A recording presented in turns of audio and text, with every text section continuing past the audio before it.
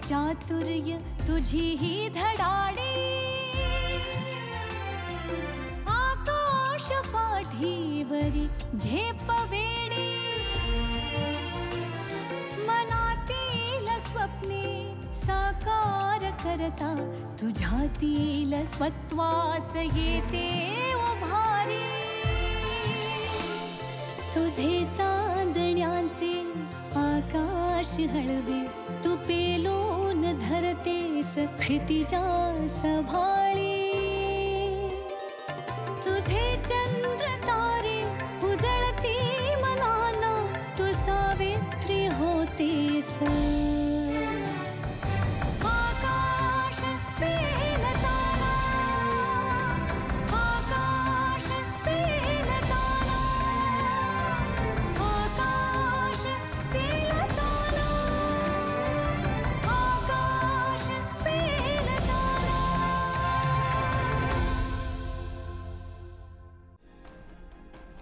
Cummins College of Pune इथून इंजिनिअरिंगची पदवी संपादन करून सुद्धा नोकरी न करता कल्पकतेला वास्तवाची जोड देत स्वतःचं गुंफण नावाचं बुटीक सुरू करणाऱ्या श्यामल कापडी आहेत आपल्या आजच्या कार्यक्रमाच्या मानकरी. गुंफण म्हणजे रंगीबेरंगी मणी आणि धाग्यांची वीण. दागिन्यांचा सांस्कृतिक वारसा पुढे नेत ग्राहकांना प्रत्यक्ष प्रक्रियेत समाविष्ट करत परंपरेबरोबर आधुनिकतेचा मेळ घालणारा श्यामल कापडी यांचा प्रवास कौतुकास्पद आहे. डिझायनिंग, उत्पादन आणि मार्केटिंग या तिन्ही क्षेत्रातला त्यांचा प्रवास प्रेरणा देणारा आहे. 5 वर्ष संगणक व्यावसायिक म्हणून काम करून देखील दागिन्यांच्या व्यवसायाकडे वळून त्यामध्ये स्वतःचं वेगळं स्थान निर्माण करणाऱ्या श्यामल कापडी यांना आमचा मानाचा मुजरा. नमस्कार. तिचे आकाश पेलताना ह्या कार्यक्रमात मी डॉक्टर अरुंधती भालेराव आपल्या सगळ्यांचं सहृदय सहर्ष मनपूर्वक स्वागत करते. तिचे आकाश पेलताना हा कार्यक्रम म्हणजे उद्योग क्षेत्रात स्वतःच्या कर्तृत्वानं यश संपादन करणाऱ्या अनेक मैत्रिणींच्या प्रवासाची यशोगाथा. आज सुद्धा अशीच एक मैत्रीण आपल्या स्टुडिओमध्ये आलेली आहे ज्यांचं नाव आहे श्यामल कापडी. श्यामल, आमच्या स्टुडिओमध्ये आपलं मनपूर्वक स्वागत. नमस्कार. श्यामल यांचा शीतल श्यामल नावाने गुंफण नावाचा ब्रँड आहे. माझ्याच ब्रँडचा गुंफण बनवलेला शीतल आणि श्यामल. जेव्हा सगळी माहिती मी तुझ्याबद्दल वाचली तेव्हा एक खूप अशी गंमत वाटली की सॉफ्टवेअर इंजिनियर असलेली मुलगी म्हणजे गलेलठ्ठ पगार, छान आरामात सुरक्षित जीवन आणि अचानक गुंफण नावाच्या एका दागिन्यांच्या ब्रँडकडे वळते. केव्हा ही भावना सुरुवातीला मनामध्ये निर्माण झाली की माझा स्वतःचा काहीतरी असा ब्रँड असला पाहिजे? ॲक्च्युली सुरुवातीला 4-5 वर्ष मी सॉफ्टवेअर कंपनीमध्ये काम केलं. मग मुलाच्या जन्मानंतर त्याच्याकडे लक्ष देणं ही माझी प्रायोरिटी होती आणि सॉफ्टवेअरचा जॉब जरी पगाराचा असला तरी वेळही त्यात खूप जातो. त्यामुळे मग त्याच्याकडे लक्ष देण्यासाठी म्हणून मी म्हणजे काही बांधलेला जॉब होता तो की ठराविक वेळ जायचं आणि यायचं? जवळपास 9-10 तासाचा जॉब, त्या व्यतिरिक्त लागणारा वेळ येण्या जाण्यासाठी हा पण खूप जास्त होता. त्यामुळे मग त्याच्याकडे लक्ष द्यावं यासाठी सुरुवातीला मी जॉब सोडण्याचा निर्णय घेतला. पण मग त्याला सांभाळताना थोडा वेळ मिळायचा, रिकामा वेळ मिळायचा. तर मला लहानपणापासून बीड विविंगची आवड होती. अच्छा, तर मण्यांचं ओवणं किंवा डिझाईन्स बनवणं ह्याची थोडी आवड होती. तर मग ते करायला लागली वेळ जावा म्हणून. आणि मग त्यात जरा इंटरेस्ट आल्यानंतर मग इंटरनेटवर वेगवेगळ्या विविंगचे पॅटर्न्स बघणे ह्या सगळ्या प्रकारात मी बऱ्याच डिझाईन्स बनवल्या. आजूबाजूच्या मैत्रिणींनाही मी त्या दाखवायची. मग त्यावेळी त्यांच्याकडनं खूप छान फीडबॅक यायचे की तू हे व्यवसाय म्हणून का नाही विचार करत.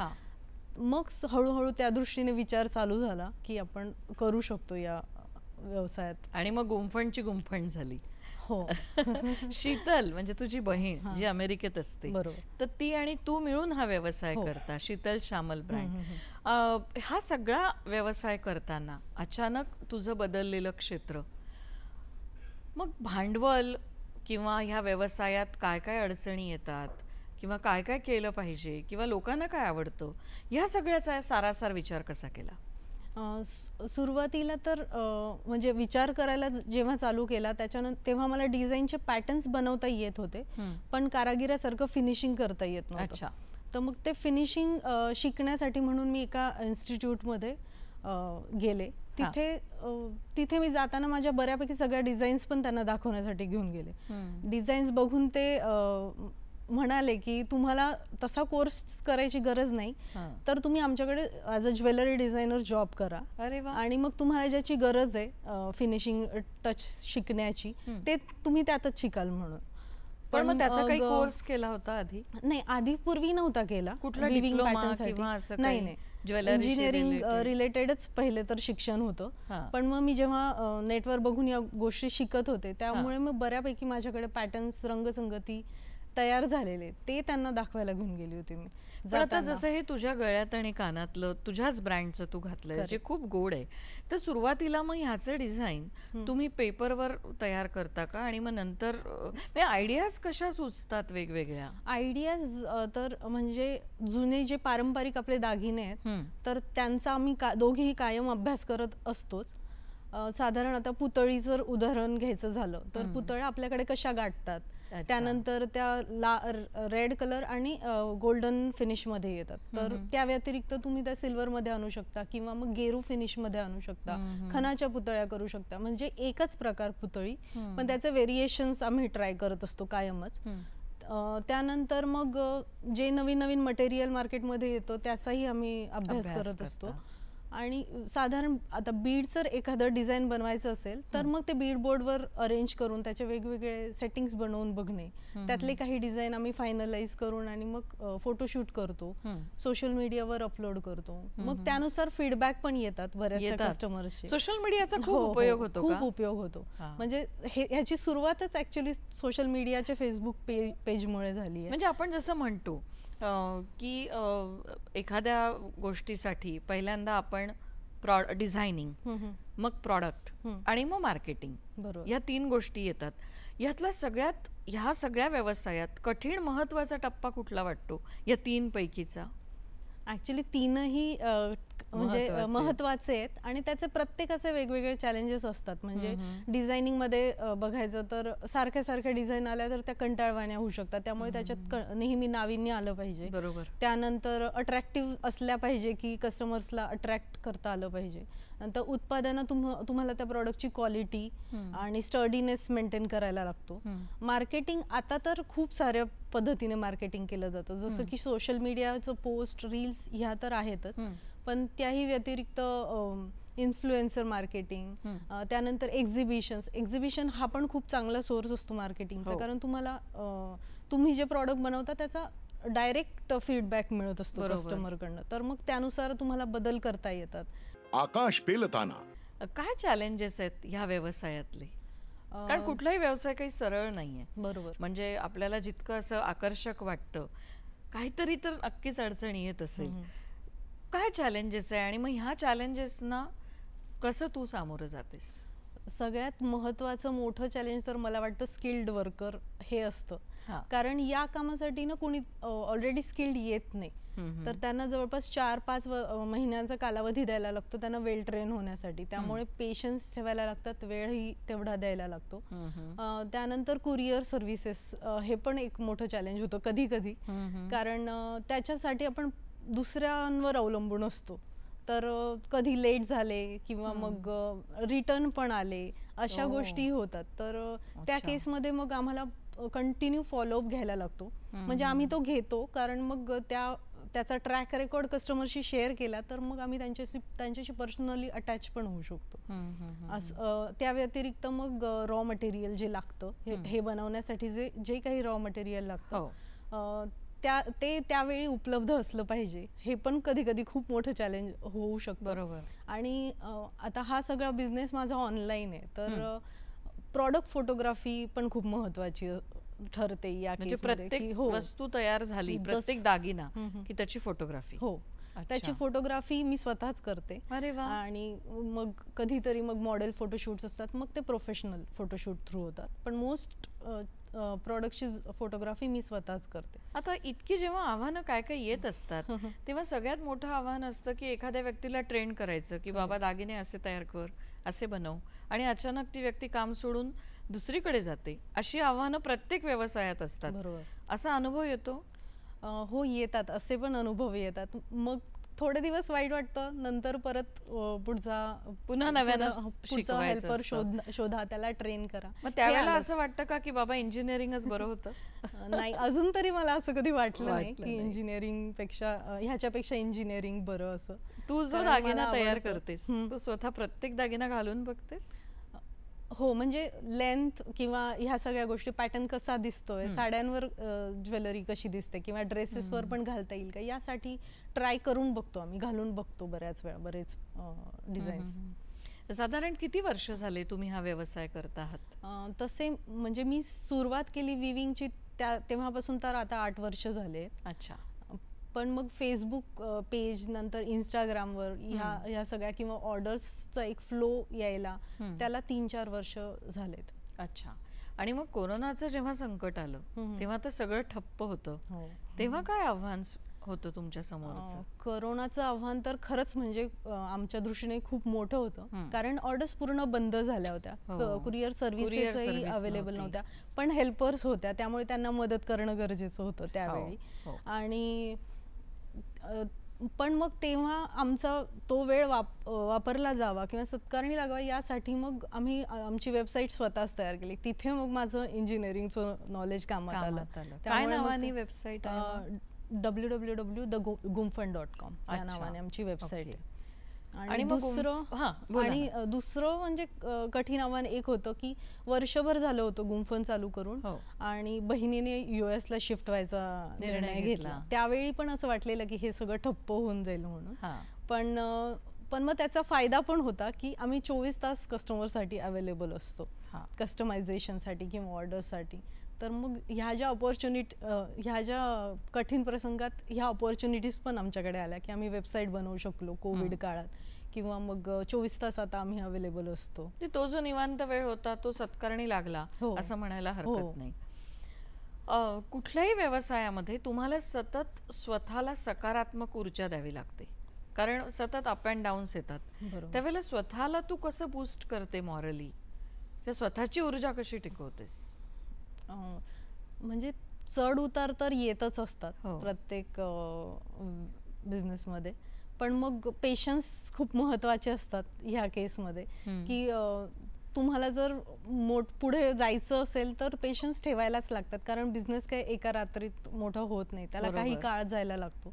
त्यामुळे पेशन्स एकतर खूप महत्त्वाचे असतात. दुसरी गोष्ट म्हणजे तुम्ही कंटिन्यू अभ्यास करायला पाहिजे गोष्टींचा, की तुम्ही ज्या क्षेत्रात आहात त्या रिलेटेड तुम्ही किती मार्केटिंग करू शकता किंवा त्यात नवीन काय येतं ह्या सगळ्याचा पण अभ्यास केला गेला पाहिजे. कन्सिस्टन्सी असली पाहिजे. म्हणजे चढ उतार आल्यानंतर आपण खचतो कधी कधी, तर तेव्हा आम्ही कन्सिस्टंट राहण्याचा प्रयत्न करतो. तुझ्या बाबतीत तुझ्या मिस्टरांचं सहकार्य तुझ्या व्यवसायात किंवा इंजिनिअरिंग सारखं क्षेत्र सोडून गुंफण सारखा ब्रँड अचानक उभा करताना तुला त्यांचं सहकार्य कसं मिळालं?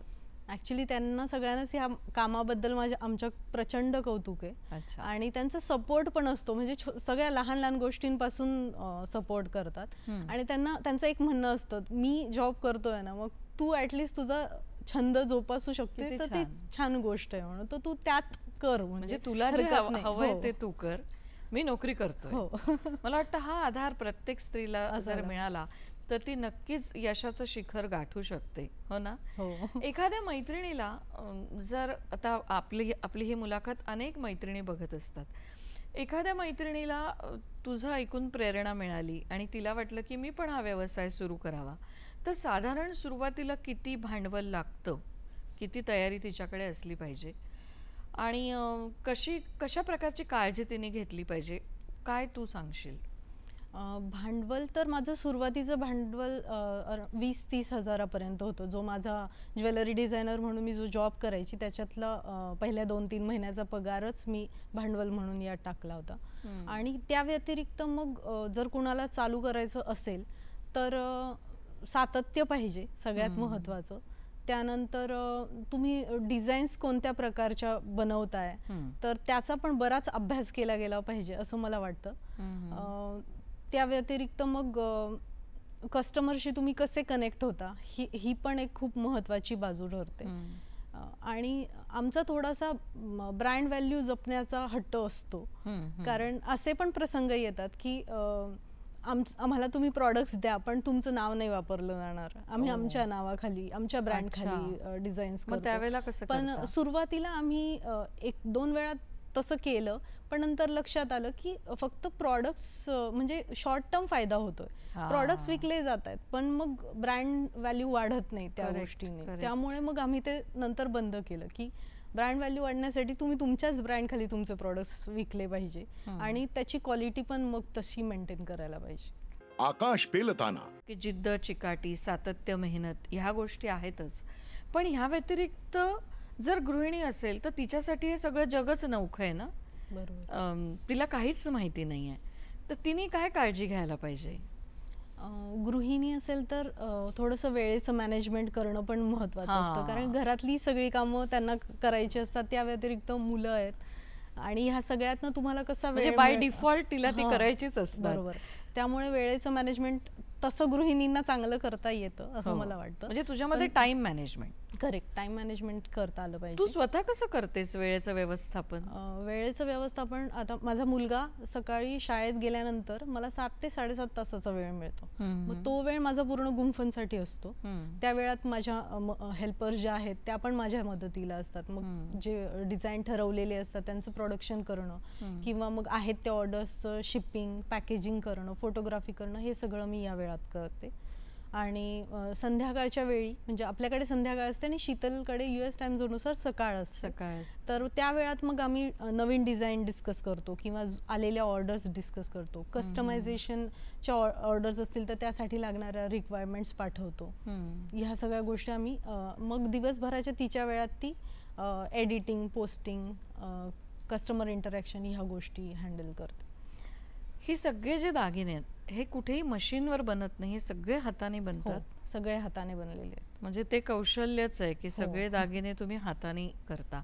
आम्ही एक शब्द वारंवार ऐकत असतो, कस्टमायझेशन.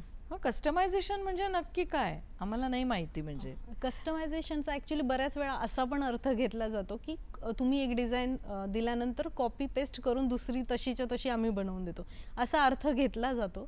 पण खरं तर कस्टमायझेशन म्हणजे समजा नवीन ग्राहक आहे, त्यांना आम्ही काही ऑप्शन्स पाठवतो सुरुवातीला, त्यांना हव्या त्या कलर्समध्ये.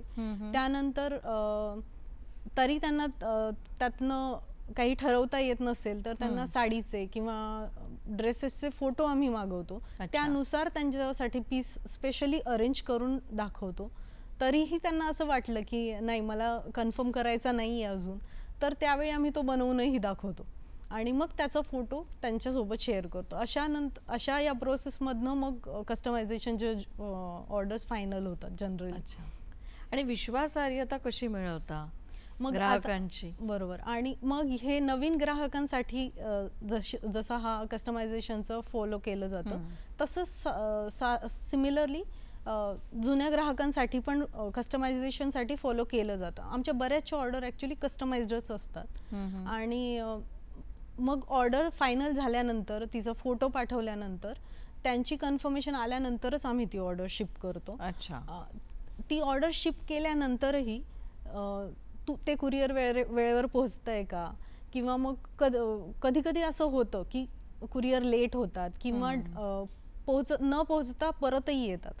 अशा केसमध्ये मग कस्टमरचा वेळ वाया न जाऊ नये यासाठी मग आम्ही नवीन पीस सिमिलर बनवून त्यांना पाठवून देतो की त्यांचा वेळ सेव्ह होतो आणि परत येणारी ऑर्डर जेव्हा येईल तेव्हा येते. नंतर कस्टमरची प्रायव्हसी पण जपली जाते, जसं की कॉन्टॅक्ट्स कुठे शेअर न करणं, किंवा मग बरेच कस्टमर्स तर आम्हाला वेअर करून फोटो पण पाठवतात. तर ते फोटो फक्त कधी कधी आमच्यासाठीच असतात, म्हणजे त्यांची प्रत्येक वेळी आम्ही परमिशन घेतो. जर आम्हाला फेसबुक किंवा इन्स्टावर टाकायचे असतील तर त्याची परमिशन घेतल्याशिवाय आम्ही त्या फोटोज कधी अपलोड करत नाही. असं कधी होतं का? कारण आता हा तुमचा सगळा व्यवसाय हाताने करण्याचा आहे, म्हणजे सगळं मशिनरीचा काहीच कुठे उपयोग होत नाही, तर मागणी तशी पुरवठा होऊ शकत नाही आहे, इतक्या प्रमाणात मागणी आहे आणि ज्वेलरी तयार नाही आहे, असंही कधी होतं? हो, अशाही सिच्युएशन्स येतात बऱ्याच वेळा. आणि बऱ्याच वेळा एक्झिबिशन्स जेव्हा असतात तेव्हाही, कारण तेव्हा पण जास्त प्रमाणात प्रॉडक्ट्स तयार करायला लागतात. तेव्हा मग रात्री 2-2, 3-3 वाजेपर्यंत सगळं आवरलं की मग हे करायचं. बऱ्याच वेळा मग ज्या माझ्या हेल्पर्स ज्या घरून काम करतात त्या पण जास्त वेळासाठी काम करून आणि तशी ती मागणी आम्ही पूर्ण करतो. तू आणि तुझी बहीण शीतल आणि तू श्यामल, तर शीतल म्हणजे तिचं याच्यामध्ये किती इंटरेस्ट असतो? ॲक्च्युली शीतलने आधी 10-12 वर्ष शिक्षिका म्हणून नोकरी केलेली आहे. अच्छा. पण तिला जास्त कायमच त्याची आवड होती की आपण काहीतरी क्रिएटिव्ह फील्डमध्ये केलं पाहिजे, म्हणून मध्यंतरी तिने बुटीकही टाकलं होतं तिचं. पण तेव्हा मग मी ह्याचा कोर्स करत होते, मग जे मी शिकत होते ते तिला फोनवर नेहमी सांगायचे. तर मग त्याच्यातून कुठेतरी असं वाटायला लागलं की आपण हे handmade jewellery as a business करू शकतो.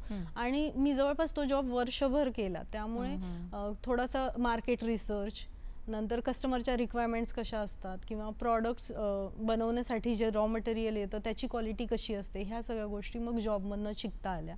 त्यामुळे मग दोघींनी मिळून फेसबुक पेजपासून सुरू करण्याचं ठरवलं. तुमचा हा जो व्यवसाय हा भारतात आणि भारताच्या बाहेर पण तुमचं हे सगळं जातं ज्वेलरी?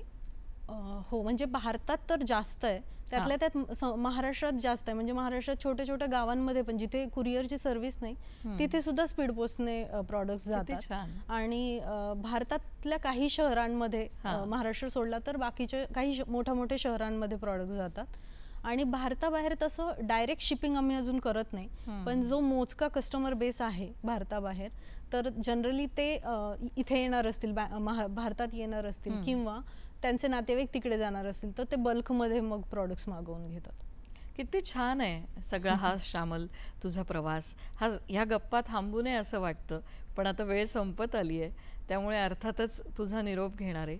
भविष्यातल्या तुझ्या ज्वेलरीशी संबंधित असलेल्या सगळ्या स्वप्नांसाठी, कारण तू एक स्वप्नाची वाट स्वतः तर धरलीच आहे, पण तू इतरांनाही ती वाट दाखवते आहे, इतरांनाही प्रकाशमान करते आहे आणि स्वतःही इतकी सुंदर ज्वेलरी घालून चकाकते आहेस. तुझं हे तेज, तुझं हे सौंदर्य आणि तुझी ही जी आवड आहे, तुझं जे पॅशन आहे, याला भविष्यात खूप यश मिळू दे अशी विधात्याला प्रार्थना करूया. आणि आज तू आमच्या स्टुडिओत आली त्याबद्दल तुझे मनापासून आभार. थँक्यू. मंडळी, आयुष्य खूप सुंदर आहे, छान आहे, फक्त ते छान पद्धतीने जगता आलं पाहिजे. येणाऱ्या आव्हानांना हिमतीनं सामोरं गेलं पाहिजे आणि सुरक्षिततेतनं थोडंसं हटके बाजूला जाऊन आव्हानांना स्वीकारलं सुद्धा पाहिजे आणि स्वतःच्या स्वप्नांची वाट स्वतः निवडली पाहिजे. हेच आजच्या मुलाखतीतून आपल्याला ऐकायला मिळालं.